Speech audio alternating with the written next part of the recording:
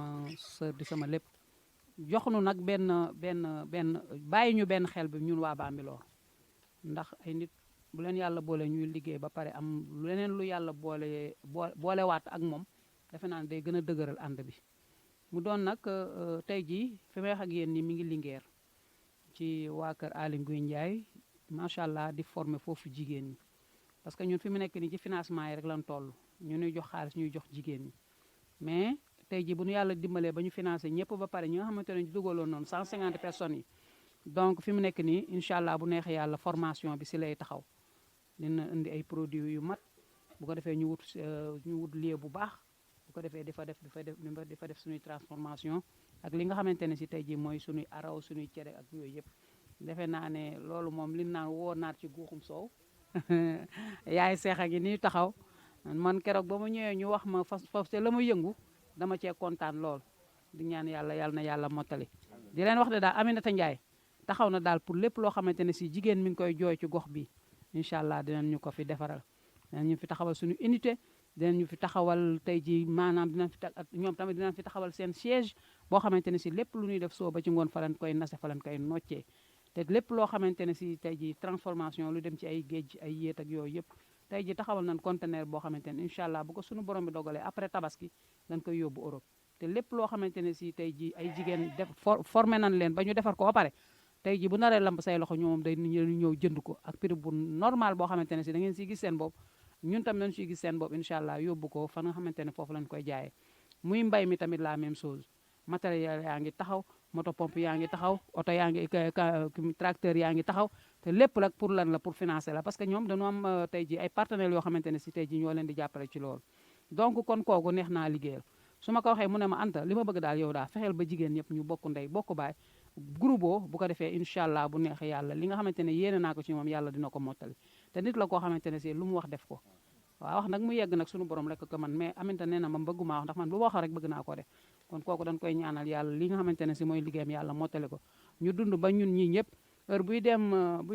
ñuy def foire en Europe bu ko defee commission bu nekk ñu tànn fa kenn na la nan dem boo demee xool la fa xew booy ñëw nga ñëw defe naa loolu def naa ko budul benn du ñaar waaw kon boo ko bon yàlla may nañu daal xam nañ daal yoon yu ñuy aw ba nga xamante ne suñu mbokki jigéen yëpp dinañ leen woon nan laak naka la parce que ndaxaate bi dafa doy ñëw di ndax ay nit guddeeg bëccëg suba ngoon ci ay tàccu ak ay solee xartum ay yeb la ci ay oto di dem man dafa dëgg yàlla ma dépassé loolu man la min def mënuma koo def loolu ci àdduna fa dëgg yàlla donc man li may bañ laay bañ sama bépp mbokk jigéen waaw ndax moom àdduna bi moo toll foo xamante ne si naxaate yi kenn nangootul ko la nax waaw carte sur table man boo gisee tey jii ma commencé sama développement ak sama social loo xamante dama leen di woon ne tey jii ëllëg si biir su ma yàlla dénkoo leneen tam ci Bambilor noonu laa koy def keroog ba ma financé jigéen ñi 40 millions wallahi azim ñaar fukk rek fanaanoo ma ko sama kër ndax booba la ma yor may naa ko xale ya fa nekkoon lan ma fa jotoon a jox ma am kenn ku ma ko jox wallahi azim ma ñëw xam lu ma doon jënd xool sama pochette fekk ma sax ñaar fukk maanaam Cheikh Omar xam nga ne fanaanoo ma ñaar fukk te séddale léegi 40 millions donc nit loolu la bu fekkee ne si ëllëg si bi da ngaa bëgg leen lu taxaw lépp lu nu la jox nga war a jox askan wi mais lu nu la jox nga jël genn wàll gi def sa poche ba pare ne jël genn wàll gi da nga tasal nit ñi mais loolu du liggéey franchement man de si loolu laay dox nag di ci woo képp koo xamante ne sama moroomu jigéen nga nu yàlla boole suñuy wërsëg ak suñuy yéene ñu ànd liggéey te yàlla tax macha allah di nuyu ñëpp di sant ñëpp. ay financement pour fii waa Sénégal loolu loo xamante ni bii moom bénéficié wu ci donc bi mu retourné installé wu fii à Bambilor mu ne bay ci say wewu tànk n'est-ce pas donc la ma daan jariñ waa Espagne di ko jariñ waa Belgique ak France naa ñëw jéem ko jariñ fii ci Bambilor gi mu juddoo donc ci noonu ci la ñu taxawalee mouvement commune de Bambilor Debout mouvement boobu nag ñu baari dañ ciy def erreur parce que d'avance dañu jàpp ni mouvement politique la mais non mouvement citoyen la boo xamante ni bii mais soubassement bi maanaam li ko lal moom mooy social ak développement jàppale femmes yi ak surtout jeunes yi parce que niñ koy faral di waxee jeunes yi ñoom ñooy espoiru ëllëg ñoom ñooy yaakaaru réew mi ëllëg mais jigéen ñi ñoom ñooy société jigéen ñi yàlla daf leen a defal lu mu defalul kenn su ngeen bëggee dara baax dina baax mais lu ngeen bëggee yàqit da ngeen koy yàq te yàqit ngeen baal ma da ngeen ko man lool wax dëgg yàlla mi ngi góorgóor lu mu man di lijjanti ay financement xasuma kenn tooñuma kenn mais kilifay dëkk bi ba mu jëlee benn morceau million am yóbbu ko ca marché ba fu ne lañ ko wane moom ci loo xamante ni bi kenn yëgul dugalagum na fi 11 millions ci biir commune bi te loolu kenn yëgu ko ñi muy liggéey ndool nag ci lañ ne ko non désormais madame li ngay def mooy da ngay ut benn télévision partenaire muy ñi comme ça ñuy fësal li ngay def ci commune bi c'est très important parce que ñoom aussi fa ñuy jëlee seeni fonds dañuy bëgg ay preuves est-ce que vous avez compris donc loolu moom moo waral lii donc mi ngi indi xaalis bu bari ci commune bi donc déjà 11 millions duggagum na mais bu ñu calculer les lots de 40 yi dugg c'est sûr dans 2 mois dina fi dugal plus de 50 millions waa léegi loolu man je crois que waa Comico gi am nañu rôle bu am solo buñ ci war a jouer am nañu aussi benn part boo xamante ni part privilégiée la man mii di wax man A yi laa dëkkoon Comico A donc fii ñu ci bari maa ngi leen di xàmmee est-ce que vous avez compris donc ci laa nekkoon nañu jàppale femme Comico yi non seulement ñu am ci financement yi mais aussi dafa am benn large programme de logements sociaux yoo xamante ni bi en relation avec une ONG qui s'appelle Urbasen donc moom la ñuy liggéey ndol donc logements sociaux yooyu suñu première réunion expliqué woon nañ ko mais peut-être am na ñoo xamante ne nekkuñu fi woon logements sociaux yi c'est très simple liggéey njëkk a def pour nga am mën cee am mooy da ngay adhéré wu comme nii ci fédération bi su ngeen adhéré seen groupe de 35 bu ngeen demee au-delà de 2 mois bu ko defee loolu ñoom mën nañ leen defal déjà ay financement yoo xamante ni bi rembourse taux d'intérêt 0 la est-ce que vous avez compris c'est-à-dire kuñ ci lebal 1 million ngay delloo xam nga loolu loolu foog naa amul ci benn banque bu la lebalee 1 million da nga ciy teg donc ñoom suñ la lebalee lañ la lebal moom nga leen di delloo teg ci aussi dafa am yeneen avantage ci biir mooy que da ngeen di am seeni carnet d'épargne et de crédit yoo xamante ni bi da ngeen di mën di dajale comme nii ci leket bi di dem di ko reverser xam nga loolu fan lay amee solo bis bu logement yi pare bu logement yi pare dañ naan mais kan moo fi am ci comptam par exemple un montant de 500 000 nga ne ah man de amoon naa benn 500 000 sama ko ñu ne la am say caabi est-ce que vous avez compris voilà ñi nga xamante ni bii aussi peut-être parce que yéen seen groupe de 35 dina fekk na xamante ngeen jàppalante ngeen noo xamante ni bi di ngeen xam ni diw mii de soxla na ci kër yi wala soxla na ci financement yi mais situation métti na trop léegi yéen 35 yooyu ngeen jàppale ko est-ce que vous avez compris donc chaîne de solidarité la boo xamante ni bi dañ ko structurer organiser ko utal ko un cadre institutionnel et juridique boo xamante ni bi amul lenn lu ci lënt bu ngeen xasee bokk ci fédération bi suba à partir de mardi yéen a ña ca bokkoon depuis 2017 yéen a yem képp donc ñoom droit yi ñu ci am moom ngeen di am ñoom aussi dinañuy déplacé wu di ñëw fii lu ngeen soxla ci wàllu formation lu ngeen soxla ci wàllu suivi accompagnement dinañ leen ci jàppale donc en tout cas bienvenue moom lañ leen di njëkk a souhaiter ci accession à ce réseau là te xam ni réseau bu am solo la mais aussi dafa am beneen réseau boo xam madame mi moom mooy présidente bi ñu koy wax RIFAD réseau bu doy waar la parce que c'est un réseau international ni mu nekkee réseau international muy France di Belgique di Espagne ñoom dañuy am possibilité RIFAD boobu di fa organiser des foires internationales foire internationale bu fekkee ni bokkoo ci réseau RIFAD bi doo ca mën a dem c'est de yàlla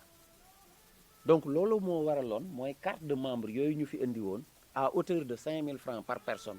mais yooyu dañ koy def de manière progressive à part les foires internationales yi am souvent ay Maroc donc Côte d'Ivoire dans la sous-région en tout cas mais Espagne aussi ak ay Belgique France donc te nga xamante ni bii fii war nañ fee mën a jëlee ay jigéen yóbbu leen ñu participer ji wane produit yi nga xamante ni bii made in Bambilor la parce que war nañ leen mën a organiser monter leen fii ay unités industrielles yoo xamante ni bii unité de transformation des fruits et légumes des céréales locales et cetera te bu boobaa bu ngeen amee labelu RIFAD dinañ mën a exporter produit yooyu dinañ ko mën a jaay ci biti mais aussi dinañ mën a jëlee fii ay nit ñuy dem di exposer produit yooyu bon à part opportunité yooyu aussi RIFAD mën nañoo dem ba ci biir ñuy organiser pèlerinage à la Mecque ñuy organiser ay aj Makka mën nañu am ay partenaires yoo xamante ni dañuy jox ay billets Makka bu boobaa aussi c'est-à-dire ku bokkul ci réseau Rifad bi dafay mel ni kii wu Adja Dior Diop ba est-ce que yéen a ngi koy fàttali ko Arafat c'est pratiquement la même chose c'est-à-dire tant que vous n'êtes pas membre vous ne pouvez pas bénéficier de ces avantages donc loolu aussi ñu leen di inviter ngeen dugg ci réseau boobu lu am solo lay doon donc en tout cas sachez que ni daal madame Anne ak ay partenaires am bon ñi ngi góorgóorlu lu ñu man pour suqali Bambilor. asalaamaaleykum mbokk mi maa ngi leen di nuyu di leen sant ndax woote ñu wuyu la rek dafa neex ci xol maa ngi leen di ñaanal yal na suñu ànd bi yal na ko yàlla dëggal ci kattanam ak mbaaxam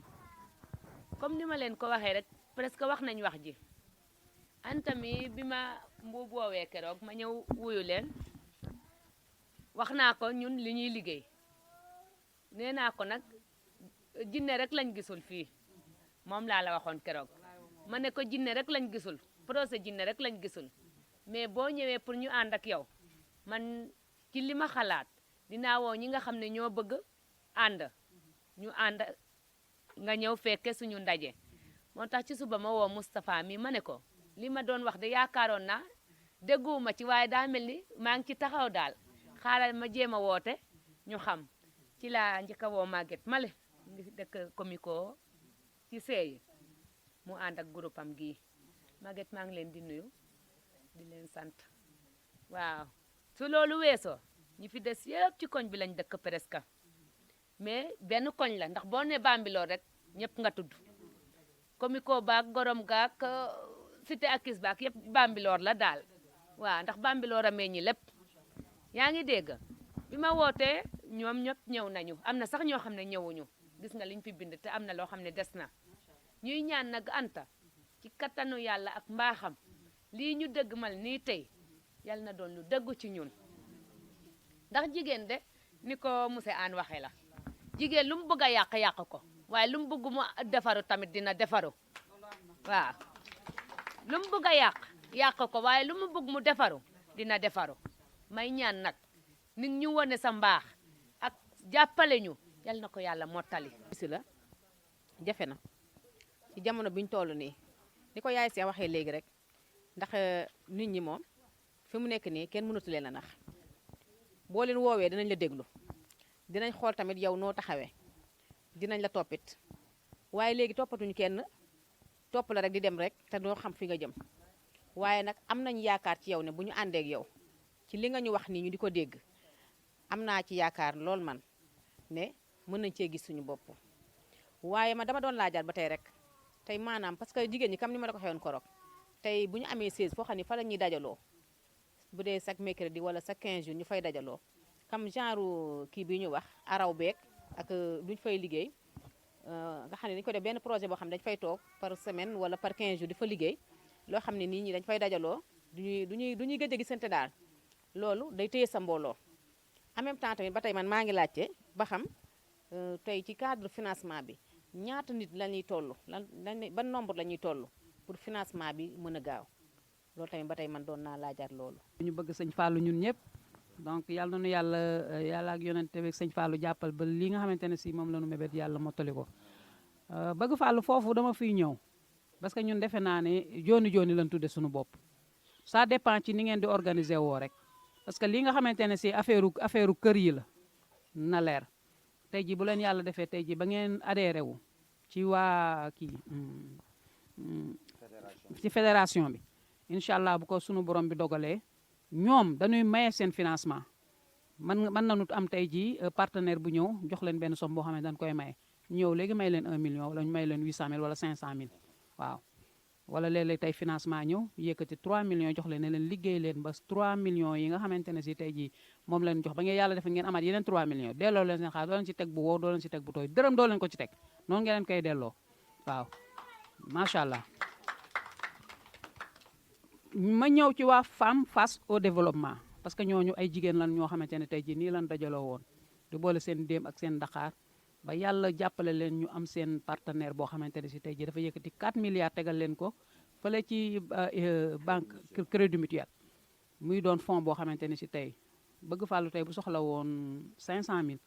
da ngay fekk ñu tegal la fa sa apport ne la kat danoo bëgg fàllu bu ñëwee nga lebal ko parce que xëy na yàlla deful mu am doole ju toll na joxe apport nga ñëw ñu lebal la bu la lebalee ba pare génne waat apport ba nga xamante ne si moom lan la ci tegal moo xam 30000 la moo xam 40000 la ñu yëkkati ko delloo ko waat waa banque bi waaw parce que ñoom la ñuy liggéeyee ñoom seen xaalis fi ne moom lan fa teg tey ji 1 million bi nga xamante ne 8 millions yi nga xamante ne si moom laa séddale jigéen ñi 750000 la fa joxe apport bu ko defee pour 8 millions yee mën a génn jigéen ju nekk ñu lebal la 200000 bu nekk ñu génn si ñetti junni ak juróom-benn téeméer mooy apport ba donc ñoom noonu la ñuy liggéeyee mooy waa femme face au développement tey yéen fi boo leen fi amoon ay groupe de 10 personnes ba mu mat tey ji 100 bu doon fukki groupe de 10 ngeen jënd seen carte de membre 5000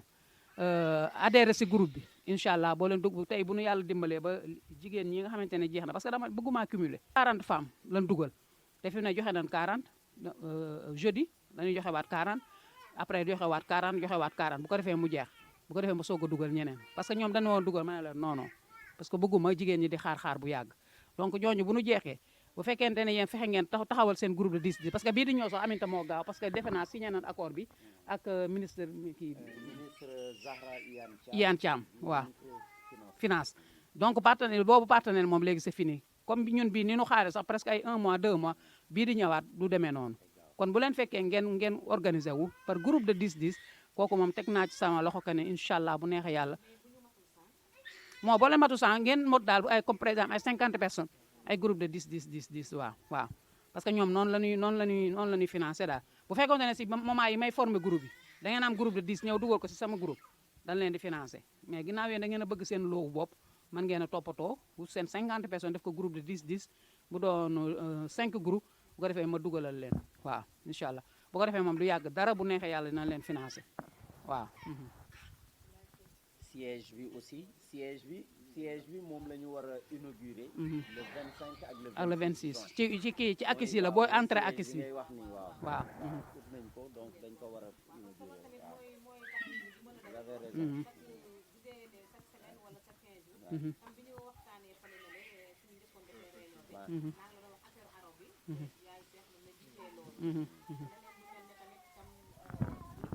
bu ñu bëggee am leneen lu ñu war a defaat foofu tamit xam nga famille dinañ mën a toog ñu liggéey ko parce que fii nii ay jaaykat rek ñoo fi nekk ñu fi nekk ñëpp ay liggéeykat lañ tey boo gisee bu ñu waxee groupement affaire financement ñëpp dañuy daw ñëw kenn ku nekk am nga ci looy yëngatu mais bu ñu amee siège boo xam ne dañu fay dajaloo chaque semaine ñu dajaloo fa defar suñu benn petit réunion defar suñu araw wala ñu defar suñu jinjeer koko bi ñu fi doon defar ay jus affaire yooyu kenn ku nekk dañ ko mën a jaayante ci suñu biir kii mën na jënd araw bi kii mën na dem jënd jaay kii bi gâteau kii bi koko bi jinjeer koko bi comme ni ñu ko doon liggéeyee fii parce que am na ñu ko doon defal fii xam nga te dañ ko doon liggéey ñun di ko verser mais bu ñu tollee ci financement yi kenn ku nekk boobaa lañ lay financé yow li nga doon liggéey yow daay continuer jël sa xaalis financement dem liggéey ci li nga ci doon liggéey mais dañu am siège boo xam ne dañu fay dajaloo comme ça chaque semaine wala chaque 15 jours ñu dajaloo fa bu fekkee dañu fay joxe cotisation bu ñuy amee benn loo bu ñuy dugal foofu bu dee ne ay 200 francs la wala dañuy def araw bi ñuy génne ci xaalis bi foofu di ci mën di liggéey di jaay di verser si foofu di mën a génnewaat suñu xaalis di ci liggéeyaat mais du tee financement bis bu génnee kenn ku nekk yaa xam 100000 francs lañ la jox wala 200000 lañ la jox kooku sa xaalis da nga koy dem yóbbu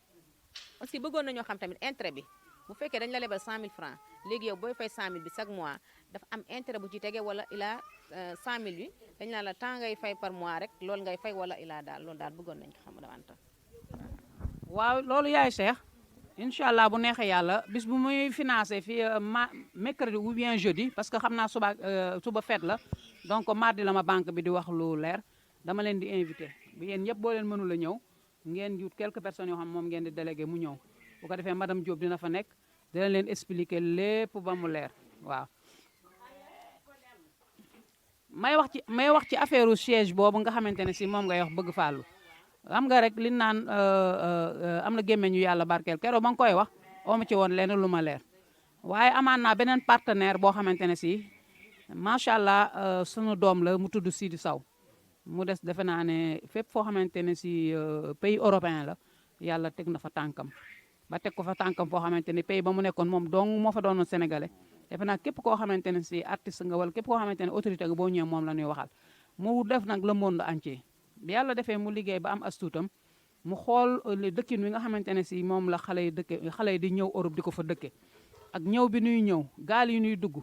ñu si bari di si ñàkk seeni doom ñu si bari di si ñàkk seeni bakken mu ne pourquoi pas li du ma si liggéey mu liggéey si ñeenti atu yàlla fële ci Europe def ci ay film yu mucc ayib wëlbatiku ñëwaat Sénégal li nga xamante ne si fi la départ bi amee nan la ñuy def ba bàyyi xale yu ñuy dem ak loolu mu war koo liggéey fii ñëw fekk ma may liggéey mu ne ma yaay ma ne ko mu ne ma man de dama laa fekk ngay liggéey jigéen ñi ak jeunes yi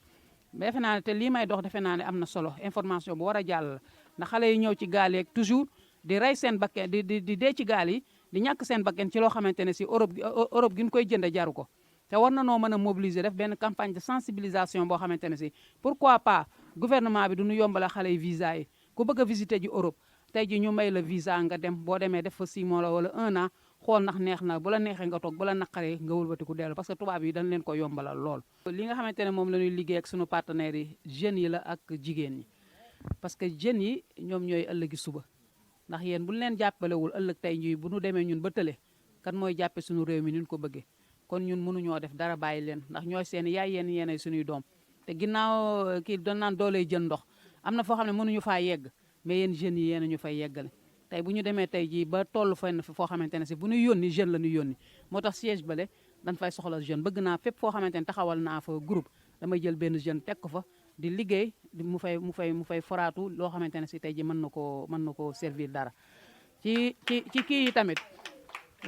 ci financement yi tamit incha allah incha allah bu neexee yàlla ñoom Aminata rek dem wax naa ko parce que xale yi nga xamante ne si ñooy kii canal yi fii di mbay canal daf ma ne man de tata doon bëggoon ñu financé nu ñun groupe bu 3 personnes la ñu Aminata ne ko ñun de wax dëgg yàlla jigéen ñi la ñuy financé mais bu nu gisee xale yoo xamante ne jóg nañ pour bëgg a liggéey def seen projet war nañ leen a mën a jàppale ba pare nekk taxaw nag seen ginnaaw waaw du leen suivre parce que xale moom yàpp barma la lu mu duf ri tax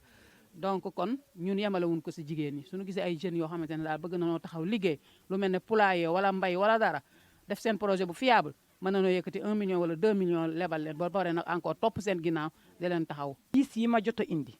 dinañ def suñu kéemtalaay kàttan ci adhésion yi yeeg jënd carte de membre yeeg yëpp ba ngeen wan ñu ñun ndax man couturière laa damaa yor samay machine di ñëw sama kër amaguma nag place waaw ndax dama bëgg naa tamit magasin waaw mais amaguma mais maa ngi sama biir kër génnee samay doom seen néeg jël seen néeg def ko place di ci liggéey yaa ngi comprendre kon boo leen di wax lii man ma soxla ko kon dama ciy kontaan mais n'empêche que ni man damay toog rek di leen déglu di leen may nopp pour ñeneen ñi nga xamante ni mun naa leen a yëkkati ndax du ma leen yëkkati taw wanewuma foofu benn preuve waaw preuve bi daal pour lii nii yëpp amul problème mais preuve man moo may daaneel. asalaamaaleykum may nuyoowaat di remercier ñi jot a jaar yëpp intervenir ak li ñu fi yëkkati yëpp maanaam wax ji yëpp benn la mooy ñun ñëpp développement moo ñu ñor te jigéen dafa nekk actrice bu rëy ci société mais dafa nekk actrice bu rëy ci wàllu développement bu ñuy naan développement nag ñun bu ñu yaakaar ne état ci wàllu boppam moom rek moo war a yor développement fii lay tàmbalee mooy ci biir kër yi ci base yi ci groupement yi ci biir koñ yi xam nga ñuy jàppalante ànd liggéey xam nga loolu moom mooy développement Sénégal dafa nekk ne li ëpp sax ci développement am secteur informel moo ko yor te ñi gën a yëngatu ci biir secteur informel mooy jigéen ñi jamono yi ñu génn comme ni ko monsieur Anne waxee président de la République dafa teg maanaam après tout ce qui s'est passé il s'est fixé des objectifs mooy l'emploi des jeunes naka la ñuy defaat bay recruter ndaw yi ba ñu joxaat leen liggéey ak aussi comment financer des projets à travers DER bi ngeen di dégg noonu yooyu yëpp baax na mais gis nga financement boo ko tegee ci ay loxo itam foog mu am suivi xam nga formation da ciy am solo encadrement da ciy am solo surtout pour que femme aussi itam di mën a constituer épargne dañuy def sax épargne dañuy liggéey dañuy def ay natt ak yu demee noonu dinañ denc xaalis mais après épargne boobu naka lañ koy utiliser loolu itam dafay nekk lu am solo parce que dafa bokk ci nga xamante ne ñoom ñooy wane dëkk santé financière ou bien santé économique wu dëkk bi ndax dëkk bi mu ngi jóg wala jógul ci épargne am sax mun nañ ko ci xam taux d'épargne national bi mën na tax ñu xam ndax dëkk bi mu ngi am na une bonne santé économique ou pas gouvernement ay situation lay créer ak ay opportunité mais gouvernement mënul jox ñëpp liggéey toll woon nañ fii jamono ci ay booru 1985 Sénégal nekk ci situation yu difficile yoo xamante ne le président de la République Abdou Diouf jamono yooyu moom la tombeel dafa mujjee def li ñuy wax ajustement structurel xool naka la état bi mënee wàññi ay charge am ba sax proposer ay départ volontaire ñi nga xamante ne foog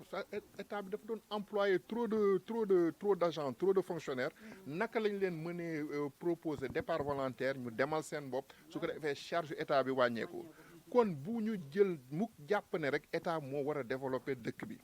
dañu war am prise de conscience ñu xam ne ñun la les citoyens doivent être les propres acteurs les acteurs de leur propre développement xam nga bañ ko sukkandikul fenn lu dul ci seen ñaq seen góorgóorlu seen daan seen doole donc loolu sonj la pour ñëpp ñu góorgóorlu ci am na benn leeral rek bu ndaw bu ma doon bëgg madame Anne préciser ko mooy ustam groupe de 35 yi seen constitution ak bu ñu kiiwee nag nga leen adhéré au niveau du réseau RIFAT voilà parce que am na kii yu ma monsieur Anne yónni woon pour la création de groupement j'avais les imprimés. nga xamante ne si tey jii macha allah mooy waa Urbasen mooy affaire kër yi defe naa ne envoyé woon naa lien bi Mamadou Moustapha pour bu ko imprimer pour ñu remplir ko parce que groupe bu nekk groupe de 35 personnes bu nekk da ngay wax sa turu groupement que ne yaa ngi tudd mbooloo mooy doole wala yaa ngi tudd ñan jàppoo liggéey wala jigéen nangam donc boo ko kiiwee ba pare da nga koy remplir sa tur sa date de naissance sa numéro carte d'identité ak sa numéro téléphone ndax képp kun ciy financé du nu womb sàmm du nu woo yow sa bopp la ñuy woo waaw du ma woo Anta Daara Ngom su ma xasee exemple baa ngi nii bu nu xasee ba nga xamante ne si kii na adhéré nga si groupe bi sa tur ak sa date de naissance ak sa kii bureau bi fii lañ koy def parce que dafay am présidente am trésorière am secrétaire général am commissaire au compte kon lii defe naa ne affaire bu leer naññ la te bis bu leen di financé incha allah ñoom ñooy ñëwal seen bopp nii ñu leen defa nii tamit la ñuy def kat tey ci groupe bi tey tànn nañ ci ñetti nit ñoo xamante ne si moom la ñu financé kenn ku nekk 1 million wala tànn na si ñetti nit ñoo xamante ne si wala kenn koo xamante ne si kat cas urgent la doon ko war a defalal këram ndax nawet baa ngi ñëw fa mu nekk day dal bi baaxul wala day taa donc ñoom noonu la ñuy liggéeyee macha allah donc mooy kayit gi nga xamante ne si wane nañ ko léegi boobu moom ku ci adhéré kenn ku nekk da ngay joxe téeméer ak fukki dërëm groupe bi 35 personnes mu doon ñetti junni ak juróom-benn téeméer nga xamante ne en même temps da ngay amaale sa kii da ngay amaale sa carnet d'épargne bi nga xamante ne si li ngeen di tey bu ñu leen abalee 1 million ngeen si liggéey 1 million la weccit wala si am da ngeen koy denc ko pour en cas bis bu kër maison sociale yi pare ngeen am fonds boo xamante ne mën ngeen ko dugal pour ñu jox leen seen caabi bu ko defee ñu xool Anta Daara Ngom lan la dooleem antan moom ngay fay kër gi nag mën ngeen ko fay at yu baree bari bis bu yàlla defee ngeen fay ko ba mu jeex kër googu da mën ngeen si dëkk à vie parce que kër social la wala tey jii kilifa ga nekkutoo fa xale ya nekk fa mais kër gi amoo droit jaay ko amoo droit tamit réformer ko parce que kër social la tey jii mën nga faa nekk ba sa doom màgg yàlla def mu tabaxal la kër gu mucc ayib nga ne man ka damaa bëgg a dem ci sama kër gi ma sama doom tabaxal gannaaw kër gi dafa xat parce que ay 2 chambres lay doon ak yooyu donc yow da ngay dem ca bureau ba doo ñëwati si Anta Daaru de man pare naa ci yéen ba ma leen defalee lii bureau ba daal di dem ne leen man kat dama bëgg a dem taxu sama kër ñu xool la nga dugaloon ca kër ga ak apport ba nga ci calculer la ko fa nga taxaw lan la defal chèque nga dem banque jox la ko ñi fowuñu te naxuñu kenn wax